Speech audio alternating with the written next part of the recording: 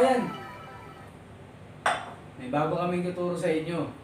Alam nyo ba kung paano to hindi nangingitim itong saging, mangga, peras at mansanas kapag hiniwa? Kaya samahan nyo kami mga katambayan para malaman nyo kung paano at ano ang technique. Tara!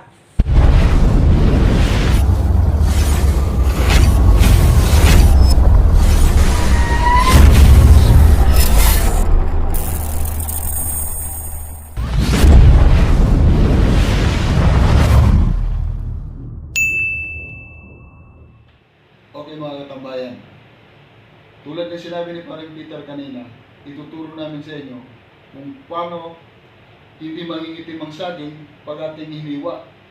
Karamihan, dito problema kung bakit pag hiniwa ang saging madaling mangitim.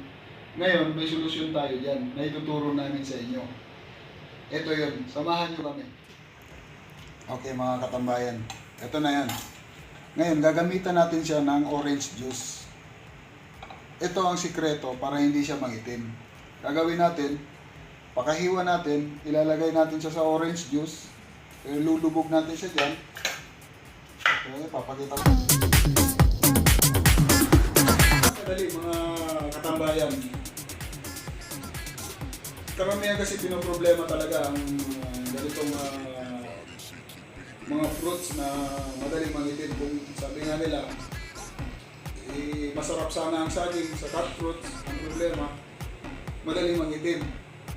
Masarap sana ang apple sa cut fruits, madaling mangitim. Kaya lagi siyang hindi nisasama sa cut fruits. So, ngayon, dahil sa video na to, sana makatulong sa inyo, may sasama nyo na siya sa cut fruits. Kaya mga katambayan, huwag niyong kalimutan, kung nagustuhan nyo ang video na to, pag-subscribe nyo ang channel namin Paring Peter, Pinoy Tambayan and Recipe.